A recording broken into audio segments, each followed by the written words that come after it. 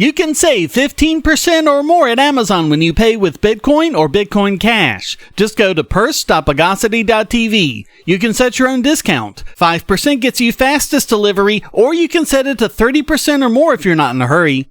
Purse makes it so easy to save money at Amazon by buying with crypto. Just go to purse.bogosity.tv and start saving now.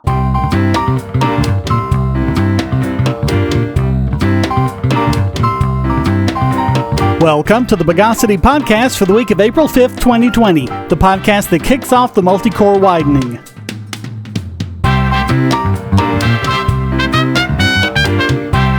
This is your host, Shane Killian. Let's humbugize the news of the bogus. We've talked several times about the benefits of bug bounties, but we also talked a few weeks ago about some problems that can come along with them, such as when HackerOne became non-responsive to bug reports and even started claiming others' bugs as their own. CSO has a report involving them and other bug bounty brokers showing that they can actually be used to silence researchers. In the past, there have been two schools of thought on what should happen when a security researcher finds a flaw. One is that the public should have the right to know that they're vulnerable, and so the flaw should be announced right away. The other says that this can backfire, letting hackers know the vuln exists before the vendor has a chance to fix it, so they need to tell the vendor and keep it silent. The problem with that is that vendors often end up never fixing the vuln. So the industry has accepted a middle road, waiting a reasonable amount of time for the vendor to fix the flaw, which has been pretty much standardized at 90 days, and then publishing the details of it. During the coronavirus outbreak, people are engaging in social distancing, such as working from home and teleconferencing into work. One software they use to do this is Zoom, and a recent vulnerability has caused a great amount of concern. Probably too much concern, because unless you're sharing passwords among services, which you shouldn't do, then you should be pretty safe. A bigger cause for concern is Zoom's behavior regarding a flaw discovered last year. A security researcher found a flaw in the Mac version of Zoom, revealed it to them, and gave them the standard 90 days to fix it. They didn't, so he published, and they fixed it quickly amidst a flurry of negative media reporting. But here's the important part. Zoom had offered the researcher a bug bounty, but one of the conditions of the bug bounty was that he sign a non-disclosure agreement, basically agreeing never to publish the details of what he found. And CSO has a report of this being standard with bug bounty platforms, including HackerOne, BugCrowd, and Synack. Katie Mazuras, former chief policy officer for HackerOne and now founder and CEO of Luda Security, calls it a perversion. The proper thing for a company to do is to have a VDP, a Vulnerability Disclosure Program, and bug bounties can be a part of that. The FTC considers VDPs to be a best practice, and the Department of Homeland Security has required all federal civilian agencies to have one.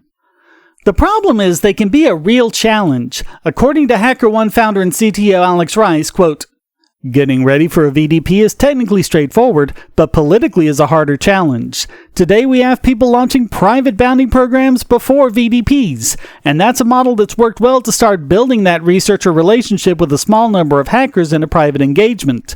We could debate all day whether that's right or not. Our conclusion is that it's right for some organizations." But Mazuras doesn't see it that way. Quote, "These commercial bug bounty programs are perverting the entire ecosystem, and I want to see this stop, even if it costs me personally. I am speaking to you in the opposite direction of my own financial gain." And the problem is these NDAs. We've quoted Robert Graham quite a lot on this podcast. He told CSO, quote, "Bug bounties are best when transparent and open. The more you try to close them down and place NDAs on them, the less effective they are. The more they become about marketing rather than security." And it's even worse than that. Some hackers have been told that if they disclose a vuln to the public, they'll be prosecuted under the Computer Fraud and Abuse Act and jailed for a decade or more. PayPal, for example, says specifically to use HackerOne to submit flaws and agree to all the terms, including the NDA. And if the flaw is reported any other way, they'll refuse the safe harbor protection. Those terms were published and facilitated by HackerOne. EFF senior attorney Alan Crocker says this denial of safe harbor is a huge concern. Quote, "The terms of many bug bounty programs are often written to give the company leeway to determine in its sole discretion whether a researcher has met the criteria for a safe harbor. That obviously limits how much comfort researchers can take from the offer of a safe harbor. EFF strongly believes that security researchers have a First Amendment right to report their research and that disclosure of vulnerabilities is highly beneficial. And in fact, a lot of security researchers refuse to participate in bug bounty programs because of these NDAs. Among them, one of Google Project Zero's top researchers, Tavis Ormandy, who tweeted in 2019, "I refuse to agree to terms before reporting a vulnerability. It's like saying you're going to make a truthful, verifiable, and reproducible claim about a product, but willing to give the vendor a short window to make changes first if they wish to do so. No requirement to act if they don't want to or don't care." Bug bounties are a good idea, but they should be a value-added part of a security disclosure policy, and they absolutely should not be accompanied by an NDA. If you're tired of these promos, regular supporters get the podcast early and ad-free. Just go to donate.bogosity.tv and sign up for Patreon or Subscribe Star at any level. Ads are annoying, but ad blockers prevent publishers from making money. What if you could support your favorite websites, YouTube creators, Twitch streamers, social accounts, and many more ad-free and without paying anything, and even make some money yourself? It's not a pipe dream, it's airtime. Go to airtime.bogosity.tv and get the browser extension, and you'll earn cryptocurrency for the sites you visit, and so will the publisher. This is not a crypto miner. You and the publisher will both get part of the reward from current miners of the BitTube cryptocurrency, with no middleman taking a cut. Even if the publisher hasn't signed up yet, his tube will be put into a dedicated wallet that he can claim upon sign up. You can also use your tube to tip publishers and even purchase products. Airtime monetizes users and publishers with no ads or crypto miners. Go to airtime.bogosity.tv and start making money now. Now for some good news. A federal court has determined that violating a website's terms of service is not a violation of the Computer Fraud and Abuse Act. The fact that this was ever even a question is absolutely horrific. In effect, it would mean that unelected people working at corporations could write their own rules that have the full effect of criminal law. Or as Judge John Bates ruled, criminalizing terms of service violations risks turning each website into its own criminal jurisdiction and each webmaster into his own legislature. The ACLU, on behalf of a group of academics and journalists, took this to court over part of the CFAA, which makes it a crime to, quote, access a computer without authorization or exceed authorized access. They argued that this was so broad that it would cover investigative research and therefore was a violation of the First Amendment. It's supposed to apply to things like bypassing or hacking your way through password protections, but the TOS of websites often isn't even presented to the user and comprises pages and pages of complex and vaguely worded rules and restrictions that could change at any moment without notice. It's one thing when websites use these terms to cover their own keysters legally, it's another thing entirely when they want to use them to restrict the liberties of their visitors. The first part of the ruling concerned unauthorized access. Quote, the court concludes that agreeing to such contractual restrictions, although that may have consequences for civil liability under other federal and state laws, is not sufficient to trigger criminal liability under the CFAA. In other words, terms of service do not constitute permission requirements that, if violated, trigger criminal liability. In fact, they ruled, quote, a user should be deemed to have accessed a computer without authorization only when the user bypasses an authenticating permission requirement or an authentication gate, such as a password restriction that requires a user to demonstrate that the user is the person who has access rights to the information accessed. And the other part was about exceeding authorized access, and they ruled, quote, even if reading exceeds authorized access to exclude terms of service violations on public websites is not the only reasonable interpretation, adopting the narrow approach is the wisest path forward. In agreement with the clear weight of relevant cases, then, the court adopts this narrow interpretation of the CFAA. In other words, it doesn't matter if you can make a case for different readings that do make it broader. Among all of the reasonable readings, you choose the narrowest one, the one that creates the fewest criminals. There's still a lot of disagreement in the courts about this, but overall, it's going in this direction. The final say can only be from the Supreme Court, though. If it ever comes to that, here's hoping they see sense.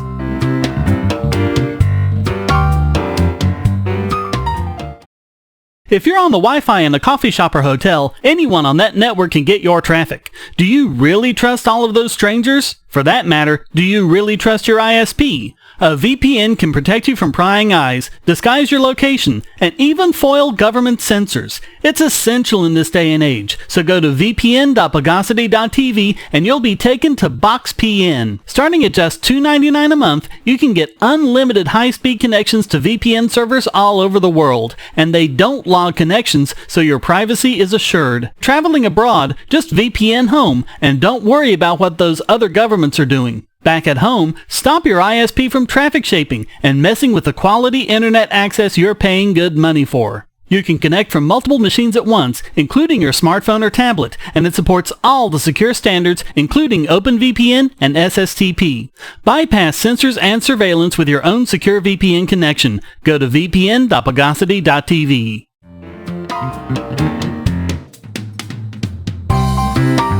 So the copyright cultists just get worse and worse. The Internet Archive is a gift to the world. Randall Munroe said in an XKCD comic that archive.org and projects like it, quote, are invaluable projects which, if they didn't exist, we would dismiss as obviously ridiculous and unworkable. And yet it offers, among many other things, the unlimited borrowing of 1.4 million books, giving us free and easy-to-access reading material during our social separation. But publishing and pro-copyright groups, particularly the Copyright Alliance, have decided to pick now to attack them. The Authors Guild was appalled by their decision to suspend waitlists to make it so that more people can read these books during the outbreak. Quote, IA has no rights whatsoever to these books, much less to give them away indiscriminately without consent of the publisher or author. We are shocked that the Internet Archive would use the COVID-19 epidemic as an excuse to push copyright law further out to the edges, and in doing so, harm authors, many of whom are already struggling. Wow, really? You guys are accusing them of using COVID-19 as an excuse to push their agenda? They're helping people! What are you doing? They went on to say, quote, acting as a piracy site, of which there are already too many, the Internet Archive tramples on authors' rights by giving away their books to the world. The National Writers Union had similar comments, even though what they are doing falls completely within compliance of controlled digital lending. As the IA wrote, it's really suspicious that they personally are being picked on. Quote, right now, today, there are 650 million books that tax-paying citizens have paid to access that are sitting on shelves in closed libraries, inaccessible to them, and that's just in public libraries. People can't get to the libraries, so they're getting them online instead. But the Behemoth Copyright Alliance decided that this was a good issue to hitch their horse to. Quote, unfortunately, while most people are doing the right thing and rallying in support of one another, there are also those who are taking advantage of the mayhem to throw bricks through store windows and make things much worse for those that need our help. There is no better example of this than Brewster Kahle and the Internet Archive. At a time when authors, like many others, are struggling to pay the rent and put food on the table, Kahle and the Internet Archive are throwing bricks through their windows and looting their houses. I mean, seriously? Because authors aren't being paid for sitting at home doing nothing like most people aren't right now? Is there any legitimate reason why your privileged class should continue to get royalties for sitting on their asses while the rest of us are having to rebudget like crazy?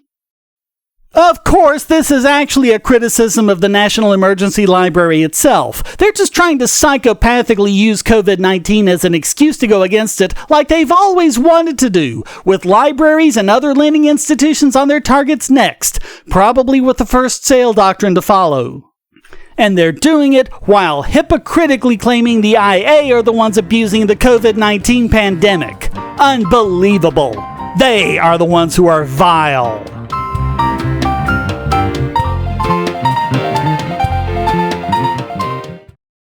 We live in a world where light bulbs connect to the internet, and recent attacks on them prove that your online security is under threat like never before. Not only your websites, but the internet-enabled devices you buy. And the biggest problem is weak passwords. That's why you need LastPass. LastPass allows you to randomly generate strong, unique passwords on the web and on your internet-enabled devices, all protected by one master password.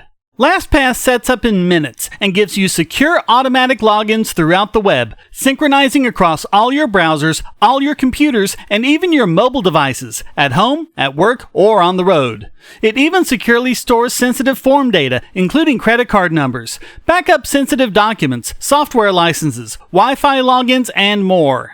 And with LastPass Premium, you can get these benefits on other applications, manage passwords for your entire family, and also get priority customer support. Sign up at password.bogosity.tv for a free month of LastPass Premium. Log in securely everywhere using the last password you'll ever have to remember. Go to password.bogosity.tv and get LastPass now. And now it's time to denitrate this week's biggest Bogon emitter. And this week it goes to Zoom, which I mentioned earlier, and it's actually the subject of both of these last two segments. The first is around their claims to be providing end-to-end encryption. They're happy to make the claim, but when The Intercept reached out to them for a comment, Zoom replied, "Currently, it is not possible to enable end-to-end encryption for Zoom video meetings. Zoom video meetings use a combination of TCP and UDP. TCP connections are made using TLS, and UDP connections are encrypted with AES using a key negotiated over a TLS connection." In other words, their so-called end-to-end encryption is nothing more than the regular TLS encryption that secures the rest of the web. End-to-end encryption is there so that only the parties to the conversation can have access to decrypt it. And no one else can, not even Zoom. That's the important part. Zoom protects you from man-in-the-middle attacks, but Zoom itself can see into your conversation. Signal works properly. The service provides encrypted service to their users, but they don't have the keys necessary to decrypt the messages. Only the involved parties have that. But Zoom says they have end-to-end encryption because they consider themselves to be one of the ends. That's not how it works. Two researchers at Citizen Lab found, quote, "By default, all participants' audio and video in a Zoom meeting appears to be encrypted and decrypted with a single AES 128 key shared amongst the participants. The AES key appears to be generated and distributed to the meeting's participants by Zoom services. In addition, during multiple test calls in North America, we observed keys for encrypting and decrypting meetings transmitted to servers in Beijing, China." Yikes! Not only that, but it's encrypted in a mode known as electronic codebook. Without getting technical, ECB is prone to information leaks because anything someone repeats is encrypted in exactly the same way. I'm linking in the show notes to a picture of Tux the Linux penguin encrypted with ECB. There's some weird distortion going on, but you can still tell that it's Tux. It's no worse than trying to watch TV back in the days of rabbit ears.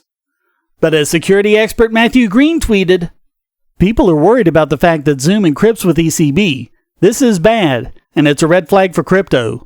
But compared to sending the encryption keys to Chinese servers, it is basically a parking citation."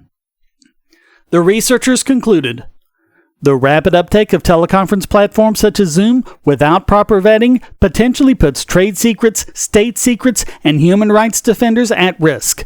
Companies and individuals might erroneously assume that because a company is publicly listed or is a major household name, that this means the app is designed using security best practices. As we showed in this report, that assumption is false."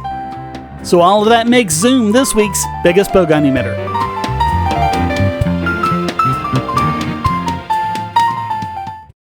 I want to tell you about the eyeglasses I've been wearing for years. As people can see on my videos, I have a very strong prescription, which makes glasses more expensive, especially when I need computer glasses, reading glasses, prescription sunglasses, and most expensively, progressive lenses for general everyday wear. To save money while still getting quality glasses, I get them from Firmoo. In fact, I just got a pair of progressives with high-index aspherical lenses and a nice pair of frames my wife loves for just over $100. It would have been $500 to get them through my eye doctor. Not only do they look good, the glasses are durable. I've worn many pairs for several years without problems. All orders come with a 30-day return policy, a 3-month warranty, and one-on-one customer service. Go to Firmoo, that's FIRMOO.Bogosity.tv anytime you need quality glasses at a low price. Once again, that's Firmoo.Bogosity.tv.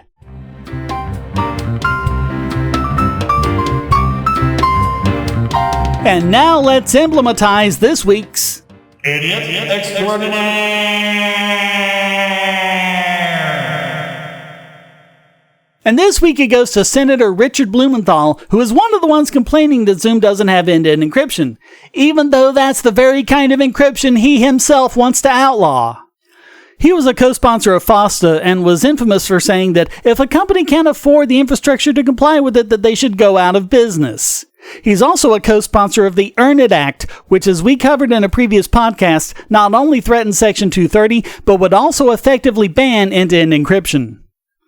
On March 31st, he tweeted, "Millions of Americans are now using Zoom to attend school, seek medical help, and socialize with their friends. Privacy and cybersecurity risks shouldn't be added to their list of worries. I'm calling for answers from Zoom on how it handles our private data." He sent an angry letter to Zoom demanding answers, in part, quote, "Does Zoom provide end-to-end encryption, as the term is commonly understood by cybersecurity experts for video conferences? Please describe when end-to-end encryption is available for users and how the personal data is encrypted." Okay, that's a good question. And it's good that a senator is asking it at least, but Blumenthal? He's demanding that they provide a service that he himself says enables child molestation, but now it, quote, "poses significant risks to the privacy and safety of its users." So Rihanna Pfefferkorn, Associate Director of Surveillance and Cybersecurity at Stanford Center for Internet and Society, tweeted, "You are a co-sponsor of a bill that everyone, including you, knows is a Trojan horse for banning end-to-end encryption. Your bill would force Zoom to do a crappy job protecting privacy and security." She also tweeted, "Senator Blumenthal is pretending to care about your privacy online. Last month, he took the position that you have no right to privacy online. Here's where he says so," and included a screenshot where he quoted Neil Gorsuch out of context saying, "Individuals lack any reasonable expectation of privacy and so forfeit any Fourth Amendment protections in materials they choose to share with third parties." In a follow-up, she pointed out, "But in arguing that Americans have no online privacy rights, he misleadingly omitted key parts of the court case he said supported that claim. In fact, it said the exact opposite." Anyway, back to Blumenthal in another tweet, quote, "I am calling on Zoom to take urgent and aggressive action to stop the racist trolls and peddlers of hate that are silencing and bullying communities. Check out these steps from the ADL on protecting yourself." So he hates the First Amendment too. Do you see any surprise on my face? No, you don't, and that's not just because this is an audio podcast. Of course, over a week earlier, Zoom had already published details of how they plan to stop Zoom bombing, but I guess the parade has to actually exist before he can jump in front of it and pretend to be leading it. But in answer to your question, Senator, no, they don't have end-to-end encryption. They have a backdoor for law enforcement, just like you want, that's being abused. Who'da thunk? So all of that makes Richard Blumenthal this week's Idiot Extraordinaire.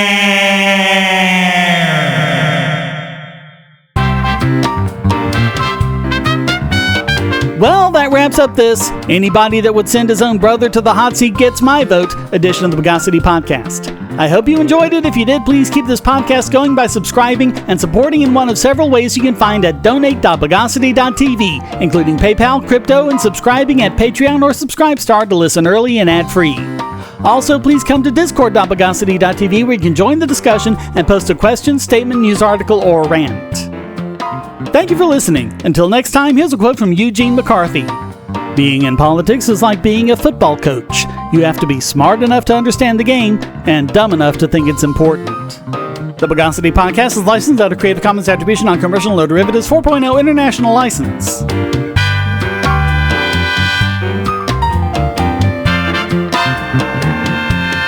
Bogosity.